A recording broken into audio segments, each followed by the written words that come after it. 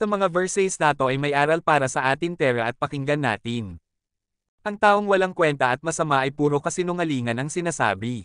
Kumikindat at sumisenyas siya gamit ang kanyang mga kamay at paa para makumbinsi ang mga tao sa mga sinasabi niya. Ang puso niya ay puno ng pandaraya, laging nagbabalak na gumawa ng masama at sa mga gulo siya ang nagpapasimula. Kaya biglang darating sa kanya ang kapahamakan at hindi na siya matutulungan. May mga bagay na kinamumuhian ng Panginoon. Ang pagmamataas, ang pagsisinungaling, ang pagpatay ng tao, ang pagpaplano ng masama, ang pagmamadaling gumawa ng masama, ang pagpapatotoo sa kasinungalingan, at pinag-aaway ang kanyang kapwa. Anak, sundin mo ang itinuturo at iniuutos ng iyong mga magulang. Itanim mo ito sa iyong isipan para hindi mo makalimutan.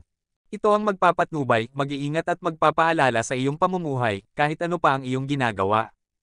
Sapagkat ang mga turo at utos ng iyong mga magulang ay katulad ng isang ilaw na tatanglo sa iyo. At ang kanilang pagsaway sa iyo para ituwid ang ugali mo ay ikabubuti at ikahahaba ng buhay mo. Ilalayo ka rin nito sa masamang babaeng nakakaakit ang pananalita. Huwag kang magnanasa sa kanyang kagandahan. Huwag kang patutokso sa kanyang pang-aakit. Ang pakikipagsiping sa babaeng bayaran ay pwedeng bayaran sa halaga ng tinapay, ngunit ang pakikipagsiping sa asawa ng iba ay pagbabayaran mo ng iyong buhay. Kung maglalaro ka ng apoy sa iyong kondanggen, tiyak na masusunog ang damit mo. At kung tatapak ka sa baga, mapapaso ang mga paa mo. Kaya kapag sumiping ka sa asawa ng iba, magdurusa ka. Minsan nauunawaan ng mga tao ang taong nagnakaw dahil sa gutom. Ngunit pinagbabayad naman siya ng 7 beses ng kanyang ninakaw kapag nahuli, kahit maubos pa ang lahat ng pag-aari niya. Kawikaan Kapitulo 6 versikulo 12 hanggang 31.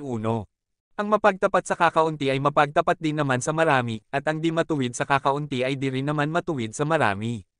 Kung kayo ngay din naging mapagtapat sa masamang kayamanan, sino nga ang magkakatiwala sa inyo ng mga tunay na kayamanan? At kung di kayo naging mapagtapat sa kayamanan ng iba, sino ang sa inyo'y magbibigay ng sa inyong sarili? Lucas Kapitulo 16 versikulo 10 hanggang 12.